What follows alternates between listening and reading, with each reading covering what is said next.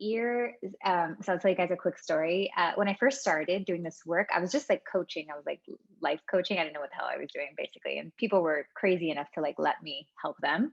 And I had this girlfriend who asked me to coach her. And I worked with her like once or twice and she realized I was intuitive. And then like by the third time, she's like, I think you can maybe help me with something. I have this like ringing in my ear that only happens like in certain parts of the house, and I feel like you can help me. And I was like, I don't know. Like, I don't think I can help you. Like, I'm not a doctor. Like, how can I help you with this? And she's like, I don't know. I just feel like you're supposed to help me. So I'm like, okay, fine. So we like sit in meditation together. And I realized that all of a sudden, like I started channeling at that point. So she had bought her house this, from these three boys that were like 18, 19, 20, and their parents, very sad story. The mom was like cheating on the dad, and the dad murdered the mom like on the front lawn. And dad went to jail. Three boys kept the house, and mom dies. So, anyway, the mom's spirit was like stuck in the house. And every time my client would go to certain rooms in the house, she would hear the zzz, because the spirit was trying to communicate with her. But the thing about past loved ones is that first of all, this was a stuck one, which is what we would call a ghost. It stuck because it was so traumatized by its death, it didn't know how to go up to the light. So it was like stuck in the house. And it was confused, like it thought it was still alive in a way. And what happens is like some of those spirits like are trying to connect with us, but they are not strong enough they don't know how to communicate with us. So a lot of the times, like the buzzing is not so much like our fault.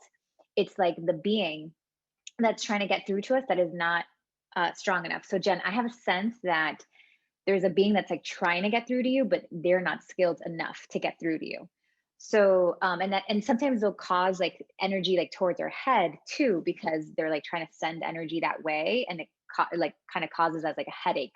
So for you, Jen, I would work on like just protecting yourself a little bit more, and also are you connected to your spirit guide? Like, do you feel like you're connected to the spirit guide? So, a few like tips for that. If you were doing a good job if you were like feeling connected to the spirit guide, you can ask the spirit guide to like translate that sound. If you're not seeing the spirit guide so much, a few things, guys, like a lot more water, and more of the feeling of receiving rather than the feeling of pushing. So for you, Jen, too, it looks like maybe you were seeing before, and Mhm. now you're being asked to like come from your heart and feel instead. So play with the different sensors too. Like if you're not seeing, see if you can feel. Okay. Don't get like stuck in, like let's not get stuck in our ego and be like, oh, we must be able to see, when the truth is like it's a lot of it is like being able to feel. So it looks like taking the pressure like off of your head and down into your heart. Okay. Okay. So, and to finish my story, so basically, like when I was with this client, I was like realizing that this spirit was like stuck in different parts of the houses, and she wanted my client to like fix certain things that were in the house. My client had fixed all the things when they bought the house because her sons like couldn't take care of the house. They were like 18-year-olds, they didn't know what they were doing.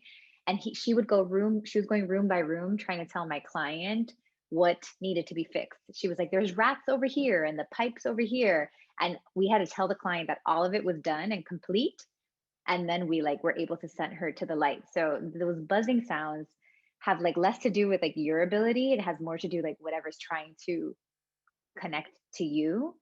So what you can do is like if you are able to connect with your spirit guide, ask your guide to translate the information for you. um, and you can also ask for like a higher guide, being like, I'm not understanding like what this is trying to be say, like can I have something higher, like something of the light. So that happens a lot. So